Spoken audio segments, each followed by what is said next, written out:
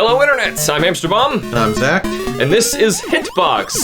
And we are going to be doing a special episode of HITBOX this time where we are effectively going back and doing exactly what I had a feeling we were going to do. Yeah. Whoa. Yeah, so this is a bit of a retroactive commentary on earlier video games pre-1985.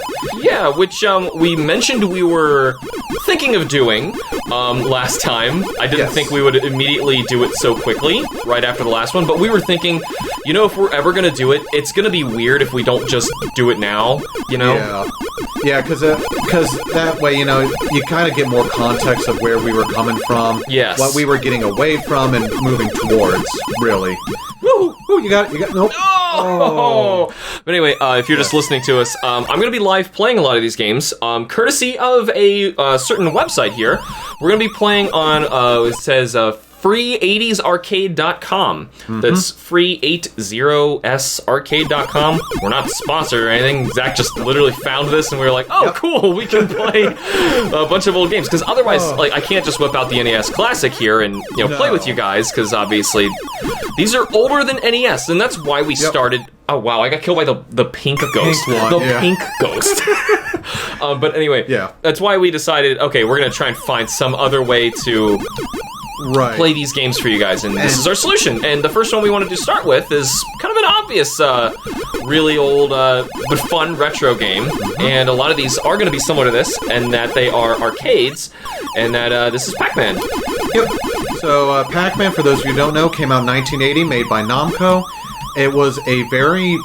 Gosh, it defined popular culture for years. Yeah, I mean, it still, like, has that lasting impact, and nobody's playing Pac-Man anymore, but you still, like, God, what was that, that video game movie with Adam Sandler, that Pixels. That cringe fest, Yeah. And they, cutscenes. And they still, the cutscenes, and they still had Pac-Man, like, so first and foremost, but Pac-Man, like, clearly people who didn't know anything about video games were making that movie, because Pac-Man really has been not a thing since, oh my god. Oh, you got it.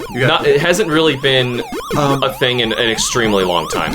Well, I was gonna say... Oh my god. Oh no. I got boned there. So, one thing I will say about this game is that it is a maze game. The whole point of the game is you're supposed to munch all the dots before the ghosts get you. Yes, that's effectively it. It's a score chasing game, which I'm already dead. But before we even get into finishing talking about Pac-Man, we should mention, if you haven't seen our video slash podcast episode on 1985, we were starting a mini-series of HITBOX where we're going through talking about games from those particular years, and this is everything before that, because we're going to consider that our beginning. So this is everything that didn't get to make the beginning, and believe me, there's a lot of stuff in here. So we're going to try and go even faster than we did last time. Hopefully I'm not as distracted by Super Mario Brothers. No, you're fine. Why am I not moving? Oh, that's the video. That's the video version. Okay, so that's the attract mode. Yes. Okay. So anyway, we're playing a bunch of these today, and that's why we have like the arcade ones that couldn't make it before. But yes, Pac-Man. It defines. Yeah, you want to talk about something that was marketed and heavily commercialized. I mean, after this game came, you're good. After this game came out, we got Pac-Man lunchboxes. We got a Pac-Man cartoon where he had a family and a dog. We also had Pac-Man bed sheets, breakfast cereals. Yeah. I mean, this was basically the start of like huge like marketing pushes, and just it's a deserving game too. It's very popular, and it was one of those games that actually appealed to a wide, or rather a broad spectrum of people. You know, boys, girls, men, women, you know, older, younger. It's a fun little game. And every so often because I have the did you ever play any of the Namco Museum games on the old PlayStation? I have played them ported to other things. Every so often, if I'm playing on my PlayStation 3 or whatever, I'll pull out one of those and actually just start booting up a Pac-Man game. I was like, I can play this for like 10 minutes. 45 minutes later, was I doing something? Oh yeah, more Pac-Man. And that's what I'm kind of worried about here. I want to make sure that we actually move on, because otherwise I'm going to keep munching balls forever. One other thing I will note, and I think one of the other major points I really do want to make, each one of these ghosts has a different way of thinking. Yeah, it's so cool. Yeah, so each ghost represents a different AI. Yes, thank you. One of them is really aggressive, the red one. The pink one is not, which is why I was so mad at myself for dying to it. The pink one flees from you actively, like if he sees and I died to it. And then the blue and the orange ones actually work together. One will actually go to a different side of the maze to try to trip you up, while the other goes to the opposite side of the maze, working in tandem with it. That is so cool. And moving on from Pac-Man, because we got to get moving, and this is actually a quick transition. Mrs. Pac-Man. Ms. Pac-Man was a thing, and if you're wondering, like, why was that even a thing? Well, you got to think of, once again, Pac-Man was huge. Yep. But the legality of this got really weird too, and that's a long story we don't really need to get into right now. But trust me, it's weird. That's more than likely why Pac-Man and Smash Brothers, for example, doesn't have a Mrs. Pac-Man alt. Probably, because it's, even though it says Namco right here, it is complicated. Yeah, look it up. It's a fascinating, at least for me, it's a fascinating story. But and a lot of people prefer this to the original. And I'm one of those people. I love the original Pac-Man, but I like this game a lot more. You got different sets of mazes, so it's not just one static maze the whole entire time. Right, where there's basically a strategy, you can keep getting better. Also, the fruit moves. Yep. And the cutscenes, I think, are a little bit better, and they actually tell a more story instead of like little various humorous vignettes. The speed is also greatly decreased, so it's not as treacherous as it was before. Exactly. The ghosts have very similar AI, just tweaked a little bit. It's basically a fixed version. Yeah, it's there's nothing wrong with the original, but this just makes it all the better. And I thought I had that pill thing in me. But yeah, so this is still a really, really great arcade game. Yeah, no. We're missing audio too. I'm in charge of playing and trying to maintain all of this at the same time, so of course I'm screwing stuff up. I have short stubby arms. I can't reach that far. Let me see if that fixed it. Yeah, there we go. There we go. Yeah. But yeah, no, it's like I said, it's a really fun game, easy to get a hold of and play. Like, I mean, we're doing it right now. Yeah. Ooh, you got it. You got to get there. But yeah, so like I said, the one thing I do like about this game is that it tells a whole story over the course of the game. You actually see how Pac-Man and Ms. Pac-Man meet. They fall in love. They have a kid. Baby Pac-Man is a thing in this one, and I love it. Oh, yeah, wow, they're all aggressive. My God! That's what I mean about the tweaked AI. It throws... Oh! There you go. Give me that fruit on top of that. No, I'm not pushing my luck. If you do that 4 more times, you can win a perfect round. Really? Yeah, you can actually eat them all? Yeah, so one of the big things to score points in the original Pac-Man and this one, with each power pellet you consume, you can actually go after all 4 ghosts. And if you do that 4 times each round, you can actually get a perfect round and get a huge point boost. Oh my God, they are on top of me. Yeah, you got... No, okay. That was... Sorry, I'm trying to commentate at the same time. Oh, I'm doomed. Yeah, no. Man, they are nasty. Yeah. But that's really hard to program something like that, especially back then. And it was really interesting how much they meet. Here we go. So if you're watching this, you get to see a cutscene finally. It's so good. See, look. You hate ghosts? I hate ghosts. You like munching balls? I love munching balls. All right. All right. So that's an awesome game. Yes. If you haven't tried it, just give it a shot. You know, play the original arcade game. There's a reason that people love it. It has a lot of character. There's a lot of games back then, as we'll see, especially even in the ones that we'll just be going through today. They don't have as much personality, and I think that's what people really love about Pac-Man. They're like, its character. You could see, recognize things like the ghost's eyes would move in the direction that they're going. Yes. That's really cool, and it advanced for back then. The different colors was really cool. Yeah, and this was around the time arcades actually were getting color screens. It wasn't just like plastic overlays they would put on there for fake color. Very cool. Very cool. So just for the sake of time, I'm going to say we move on. Yes, sir. And the next one we have on here is another... actually, no, this is our first Atari game. Of course, both of those games were... Well, Pac-Man was brought to Atari. Yeah. And it was also notoriously brought to the NES in a horrible fashion. If you're gonna play Pac-Man, do not play the NES one. That one's... Well, I think the NES one is fine. It's the 2600 one where it's just rectangles you're going after. I'm sorry. I'm getting it backwards. The NES one is perfectly fine to play. Yes. The Atari one is awful, which at the time was more important because this is when it was a big deal that you were going to be playing Pac-Man at home. Yeah. People had Ataris at home. So, speaking of Atari, we're moving on to the next game, and I hope we have some audio here. We're going to be playing Dig Dug. Hold on, give me a moment. Zach's going to tell you about Dig Dug while I figure out how to play. This is another Or rather, get the controls, because I know how to play Dig Dug. Yeah, but this is another Namco shindig, again, during probably, I'd argue, the height of their arcade presence, where you are, I forget, your character actually has a name, but the whole point is that you're going underground, getting rid of dragons and little monsters called pukas, the little red guys. Oh, did he just escape? No, he's going to come back down for you. So the whole point is you're supposed to kill each and every one of these guys with your little plunger. I got one. Yep, with your little plunger, and you inflate them and they go boom. It's really fun. There's actually a really quick way to quick kill them. So like, back up, let him come in, and then once you get him, just go ahead and do it. I just didn't want to die. It's fine. There's different strategies to kill these guys, and once you get almost all of them, one will try to flee and deny you your points. Exactly. So you really should be working top down, unlike what I just did. Right. So yeah, it's Oh, you might want to move. Oh, right.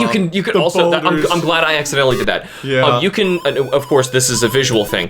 You can walk, or rather, dig underneath a boulder and accidentally drop it on yourself. So there's basically physics in this game. Now it's extremely simple, but there's still physics in the game. And of course, I got 2 enemies on me at once. I couldn't deal with it. So it looks extremely simple, and you would think it's, it's actually just an extremely bland game, and there's not much to it, but there really is a lot of strategy to this game. And I think that's really some of the things that I love about the arcade games of that time. They're very simple, it's not hard to understand what you need to do, it's the execution and fire. He got me that frame.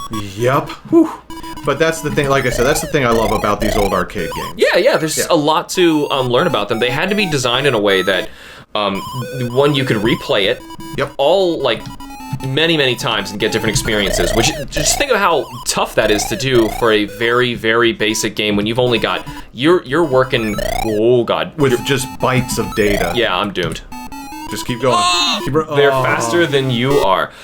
But yeah, this was a very popular game. A lot of people had copies of Dig Dug if you had Ataris. So it's a really big, notable game just to talk about, just for the sheer popularity of it. And of course, if we just went through games by popularity, we'd be here forever. Oh gosh, yeah. There's a ton of them we could talk about, but you've probably heard of Dig Dug. And this is at least way I could show people, like, hey, you can at least see some of this. Yep. This one you've almost certainly heard of. We're going to be playing a very famous game that's kind of, how do we say this? How do you not undersell this game? Because of course today nobody.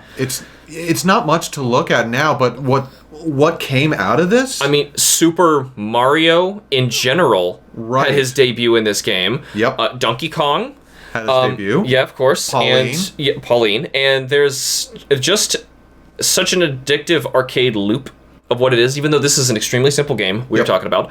Donkey Kong. And am I gonna? I think the one enter now, or yes, yeah, now it's enter. See, I gotta relearn the controls each time because it's gonna keep changing. Anyway, but yeah, so one of the things I think that it really did well, especially for not enter, you paused the game. That was paused. Now I want to know what jump is. X and Z. Yep, it's there you X. go. That's weird. Okay. Yep. So it was another one of those early attempts in video games to try to tell a story. And it gave you context for what you were doing. Right. Nothing. Well, not nothing. Too many. Not too many. Exactly. There were some games that did do this, but this one, like Pac-Man, did it with memorable characters. Yep. You could see the giant monkey, and you wanted to be the little red guy and save the girl from the top, right? Right. It's King Kong. It is King Kong, which they actually did get into a lawsuit over this. Yeah, Universal sued Nintendo over it. Yeah, which is another funny thing in and of itself. Nintendo, I think, won that. They did. Yes. Okay, go. There you go. Yeah, well, obviously, there we go. Obviously, they had to have won it, otherwise we couldn't have done it. Exactly, you're right. Yeah. But yeah, again, it's There are 3 stages in Donkey Kong, by the way, so it's a surprisingly simple game. And I actually... Oh, right, and you get crushed there. Oh. I hate this stage, and this is actually the reason why I had a lot of trouble even finding out that there were only 3 stages in this game, because as soon as I beat this, I don't remember when. There's even more than 3 stages. In the original? Yeah, I believe so. All I've ever seen was 3. After you beat the 3rd one, from what I've played, it loops you back to the first one. Am I thinking of the NES version then? You might be. I might be. Yeah, because there was an NES port of this game later on, which added a few more stages. That might be what I'm thinking of. Because there was the pie factory you could go through with all the conveyor belts and all that. There. Cool. Oh, there you go. Beat it. Maybe I'll be able to show you if I can get there, because if the arcade, I believe the arcade one, it only had 3, but I might be wrong. Right, and again, just the... Oh, I forget what the heck you're doing in this one. This one's different. Those yellow pegs, you have to undo them by jumping or walking over them. Yeah. Because you got to bring down the monkey. Trying to jump. Oh, you can't jump. No, right. not with the hammer in hand. And if you fall, you die. Yeah, right. Yeah. Yeah, see, it's too just tall for Mario. Mm-hmm. Well, Mario hasn't really been established yet. Platforming hasn't really been established yet. Not really, no. Super Mario Brothers hasn't existed yet and really explained what it is. So yeah, there's a lot to this. It's really cool, but there's so much more that we could do, and we obviously got to move on. We got to get forward. But there's a very surprising thing, because we will be able to talk about Donkey Kong 3. I did not believe him for the longest time. And I was telling Zach, there was a Donkey Kong 2. Like, there's a real Donkey Kong 2, and it is not Donkey Kong Jr. And I argued that it was. I'm like, what are you talking about? It's not Donkey Kong Jr. Donkey Kong 2, if you are actually watching the video version of this, was a Game & Watch game. That's so beautiful. Isn't that, think of how maddening that is. Oh, it made me mad when you told me about it. Well, even of course, by today's standards, that would be insane. However, it's not too. Here's an example. It's not too ridiculous that Metroid was on the NES, and then Metroid 2 was on the Game Boy. Right. Now this is a step further than that. You're having a sequel that is. It's a Game & Watch. We're going to talk about Game & Watches in just a moment, but this is Donkey Kong 2, the sequel to one of the biggest gaming sensations of the time. Right. This was enormous, and you made it... It's almost kind of like Gunpei Yokoi was like, I am so sold on this Game & Watch technology. It's the future of video games. Of course, we can laugh now, because of course it wasn't, but... You go back and you see this, and compared to the arcade, it's pretty advanced, and it's kind of neat. There's a lot that is there, but still, like, what do you want out of it? Exactly, and there's another weird thing, and we will get into this with later games, especially with sequels when that comes around, but this is the first one where people kind of did whatever with the sequel. It didn't matter what the previous one did, because it's not like we knew what genres were in games yet. We just knew characters were in it, right? So Donkey Kong's in it. Yes. It is Donkey Kong 2. That's really all that mattered. So... Right, because like you said, we didn't have its genres really established. We didn't know what, a lot of people didn't know what to even do with sequels. Like, do you even make any? If you do, what do you do? Do you have to do something different? Because, it might be too similar to the first and people won't like it. It's... Right. It was so many unknowns at the time. Right, nobody knew. So it was... and also, they had reason to be scared, because this is... leading up to, at this point, the crash of 83, which actually Donkey Kong 2 came out in 83. Yeah. So maybe it is just a product of that year of oversaturation and thinking that, okay, well, if Donkey Kong is successful, we need to, because there's so much competition, how do we push forward? How do we make our sales? Well, I can't just make 1 million arcade cabinets out of nowhere. Let's try and be advanced. And it just didn't work. So much so that people don't know that Donkey Kong 2 is real, and it's a Game & Watch. I refuse to believe it. But speaking of Game & Watches, this is a huge thing that kind of going forward to Tiger Electronics. That's more of our era of what this became. They're the same type of technology. If you don't know what those are. Basically, how do you describe that screen? It's an LED screen that has predetermined positions and images that you can manipulate in order to be able to try to make. Right. Here's one right here that had, if you're watching this, and here's another one that has all of its images turned on at once. Yes. So basically, if you're just listening to this, it's effectively the regular screen, it's got color, some little spots for predetermined things in the background, but the things that will quote unquote move are actually just going to be lighting up certain positions around the screen to simulate movement, to do really, really low frame rates effectively. But you can still get the idea of how the movement works. And I had several games like this, actually. I played a good amount of these. I don't know if they were Tiger. I don't know if they were Happy Meal toys, even, because these kind of things were everywhere. Yeah, because like I had a Yahtzee, one of those Yahtzee LED toys. I had one about Jurassic Park where you were hunting velociraptors and T-Rexes. They made so many of these things. It was nuts. And it's actually kind of backwards for them to, and of course nowadays when I pull this up, show like the Super Mario Brothers Game & Watch. That really isn't a Game & Watch. Like the whole idea of what Game & Watch was, now, okay, technically on paper it's have a game and a watch, the little toy thing that fits in your pocket. So technically the Mario one and the Zelda one, they do that. But the idea of like how the game was going to work and how it was going to have, think about this. This is the early 80s, 70s actually, late 70s, very late 70s, late 70s, early 80s. How on earth are you going to have a portable video game in your pocket? And these things are small, with nice screens too. Relatively nice screens. And if you're looking at the screen, some of them even had clamshell designs. So this was a really smart solution to like an impossible problem in order to get ahead, and it really was very innovative and had a lot of crazy potential for what you could do with it. Now it kind of went out of control where eventually people wanted to make games for almost anything. The original Game & Watch, however, only has like a set amount of games.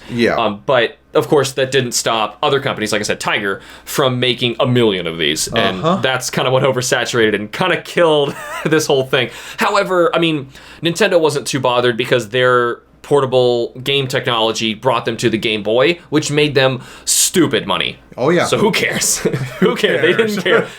Which was also Gunpei Yokoi, wasn't it? Gunpei Yokoi was behind that, and the Virtual Boy. Poor guy with the Virtual Boy. That's a story for another time.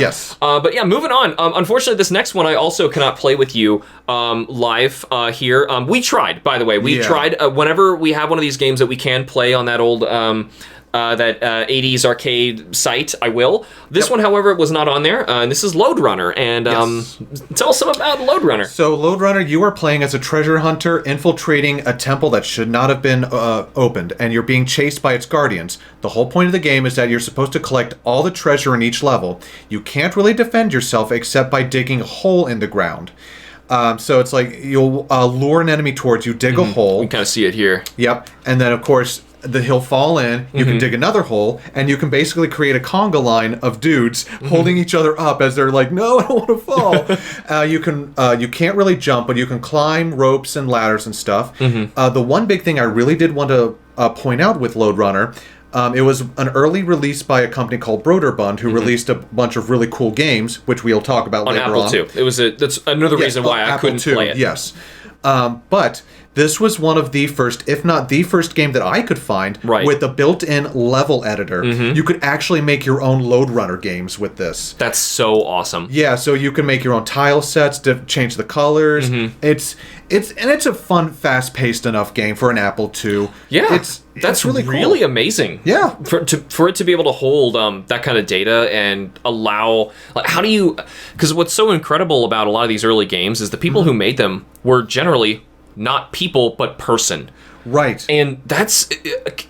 now, of course, that's different nowadays, because someone can build a whole game, because we have engines for that, and we have templates to help make sprites and all sorts of physics, but they had to program everything. And then you can't just have an artist, because they need to figure out how everything works, and it all has to be done by one person, for the most part. So making something so advanced that you will allow the player to design your own levels, that's incredible. Yeah, and incredible. It's again, if you can find it, I'd suggest looking it up. There is actually a Switch version. If you actually look on the screen bottom right. Yeah, there's a Switch version. That's really cool. Yeah, so it's still kind of going. Kind of. We have so many games to cover today. I want to make sure we get a pace move on. Moving on. Now, this one kind of disappoints me that we can't play with you live. If I had my NES Classic plugged in, I would be playing this, but this is Tetris. Yes. I guess an advantage to not playing it on the NES Classic, I'm not going to be playing the NES version, which means we can see the original one. Oh, yes. And that is so fascinating of what this is, because Tetris alone, I know a lot of people might make a really big deal out of this game, but this game really is a big deal. There's so much in terms of like the legality of this game too, because this is technically made by Andrzej Sapkowski. Did I say his name correctly? No, Alexei Pajitnov. Alexei. Who's Sapkowski? You're thinking of The Witcher. Oh, that's the writer for The Witcher. Oh my gosh. He's got Witcher on the brain still. Yeah, maybe I do have Witcher on the brain. Yes, Alexei Pajitnov. Yes. I don't know what. You know, they're weird, totally different ethnicities, but their names kind of sound similar in my head. Yeah. Anyway, because this guy in the 70s. 80s, yeah. Was it the 80s? Very early 80s. Very early 80s. Because this came out in 84, so around this time... Right, so he'd been working on it for a long time, because there's a very involved, in-depth story to this, which, by the way, I would recommend you check out the Gaming Historian's video. He has a great video on this, explaining everything that goes into this that I cannot stress. It is so fascinating. And of course, since the Soviet Union technically owned the game, the rights to this got so messy, and everyone would try to release Tetris all at once on everything without officially getting the rights, including Nintendo. Even like the original NES one, and Game Boy, they were really fighting for Game Boy. And Pajitnov wouldn't see a lick of money out of this for years. Poor guy. But again, it's like the first thing to ever actually come out of the Soviet Union that the rest of the world could play. Right. It was not some clandestine thing, and it was... I'm going to pull up. Good game. Yeah, I'm going to pull up. This is a screenshot, if you can see this, of the original Tetris, just of what it looked like. And it was really more of like a math solution of like him thinking, you know, how he could basically turn this original like Russian puzzle game, which is actually kind of similar to what Tetris is. However, it's physical toys and pieces that you're moving around and trying to block it together.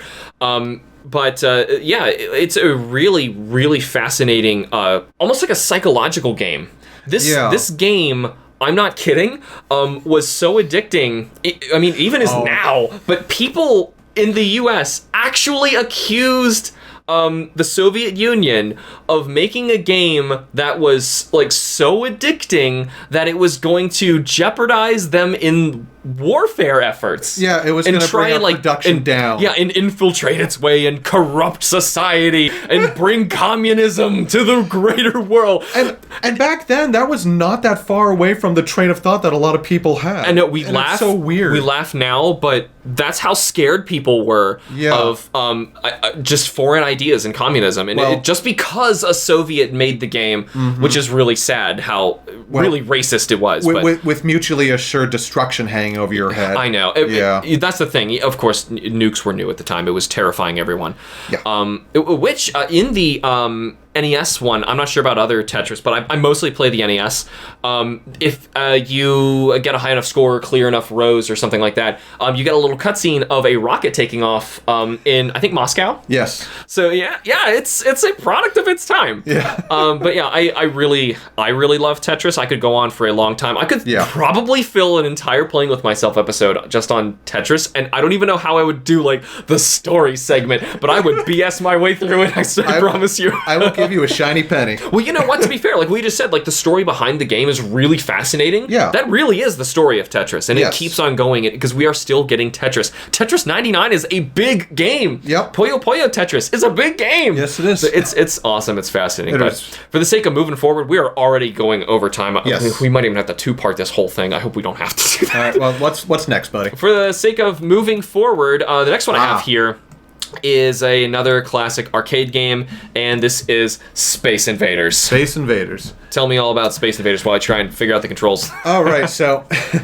this one came out 1979. So this is not but 2 years after the release of Star Wars. Everyone had Space Mania at this time. Yes. There we go. Good. All right. Oh, there you go. I shot that one out of the air. So this is basically the first space shooter. And the whole point of the game is as you can see, there's 5 lines of alien invaders. Or you can't see if you're listening to Yes. Sorry. Sorry. That whole... Boom, I'm doing so horribly. Boom, boom, boom. Well, granted, this was not designed for... I'm playing all these with a keyboard. So I'm doing my best. Yes. But so you've got 5 rows of enemy invaders that you hear in the background. Boom, boom, boom, boom, boom. Yeah, and they're slowly approaching you. Yes, but the more you defeat, the faster they become in their dogged efforts to try to take down your little gunner ship, which actually was a programming thing because there was so many sprites that it was trying to move on screen. It slowed it down. It was just bogging. Yeah, it was not actually part of the game. So the more you actually shot them, I forget what happens when you shoot that guy. You got a bunch of points. Okay, right, because that's what games were back at the time. It was all about points. Yep. And this is the, oh gosh, the best way I can say it, it's like the Helen of Troy of space shooters. This is the face that launched 1,000 copies. Oh my gosh. Well, not only that, yes, we're going to see some interesting ones later. Yes. But the fact that there were so many games that just desperately wanted to be Space Invaders. Yes. Some better, some not so much. Yeah, and just in general space-themed stuff, because there was a huge jump of space-themed games. And actually our next, I think, couple that we're going to play on here are space-themed games. Yes, they are. So, yeah, it was a huge thing. And honestly, if you're just asking me, I think the best part about Space Invaders, going back to Pac-Man, is just the little character sprites. Yeah. And even today, people just love seeing the little characters. They buy them as bumper stickers. They get decals, keychains, and it's just an old Atari game. You have those little red guys at the bottom for those who are watching. Yeah, those should be really familiar to if any of them. Yeah. I would recognize any of these. Exactly. But the thing is, game-wise, I'm not a big fan of this one, honestly. It's I mean, for what it is. Sure, back then I would have been playing this all the time, but nowadays, just from how many other things it spawned, I kind of steer towards those a little bit more. No, and that's perfectly fine. That makes sense. But the next one we kind of want to talk about. Now, actually, hypocritically, I love this one. We're playing Asteroids next. I'm gonna this is not the arcade original, unfortunately. No, I'm actually going to be playing the 2600 2600. This one came out around the same time, again, 1979. The whole point is you are a little spaceship, and you are supposed to be clearing asteroid fields. And you just have your little blippy gun there, just shooting up the asteroids, and as they break into smaller chunks, you have to avoid them or you'll get crushed. The one thing I really love about this game is the physics around it. Yes. You have a thruster which you use to move. It's so advanced compared to anything else I've ever seen. And also, I think you loop. Yes, you do. You lap around the edges, screens too. So if a recent game that you've seen me play on the channel is Nova Drift, and it's effectively modern asteroids. Yes. And I really love that. This is actually really loud. I'm going to try and turn it down. Good. Okay. Yeah, and that's what. There I go. That's what I get for trying to mess with the audio. And it's not the first game to really have a physics base as it's part of its game mechanics, but it's definitely the one that really popularized it and really just made Atari a ton of money. Yes. It made them so much diddly dang dollary roos. The thing is, you're also playing this, you gotta imagine, with an analog and a button. So it all of a sudden, it just feels so much more real like that. Yep. You know, and it's with Atari in general, you gotta have a lot of imagination. Yeah. And this just, I mean, like the black background made you feel like you're in space already. You know, the random stuff flying around. That's not hard to see as you know, asteroids going around. You can see your little blips. I don't know. It didn't take as much to envision.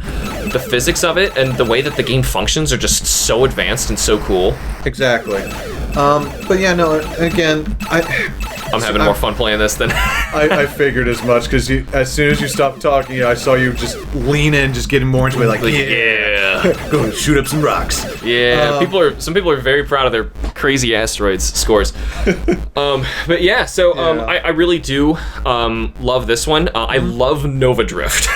So if that tells you anything about just my love of asteroids in general. If I'm playing Atari, I'll just tell you, this is probably my favorite Atari game. Really? Yeah. Now, there's a lot of really cool stuff on Atari, but this is probably my favorite one. The only thing I think that would probably push this over to the top is if it had some of those other famous Atari explosions, you know, with the whole screens like just flashing in color. Man, playing Atari in like a jet black room. There's nothing like that. And the sound effects, as you can hear, a little too loud. I hope I didn't. We were able to hear us for the beginning of that because it was really loud. I think we should be okay. Yeah. But yeah, so I'm going to put it back to where it was as we move on to our next game here. Galaga, another space-themed game. Oh my gosh, this is one of my favorite video games of all time. All right, so yeah, Galaga. Yep. Tell us about why Galaga is so much better. Because as far as we can see right here, it's effectively a better Space Invaders. Right. It is another one of those single-screen space shooters where the enemies are up top and they will come down for you, but there's a lot more. Plenty more mechanics actually at play.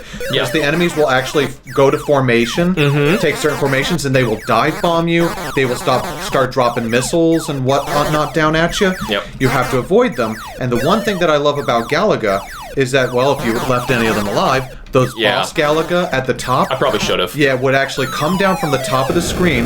Yep, just like that. Yep, except they'll try and suck you up. So think of the assist trophy in Super Smash Brothers. They exactly actually did like put that in there. Oh, damn it. There you go. Oh, no! Okay. I'm so... Whoa, that was... Oh, my God. Okay. Too fast for them.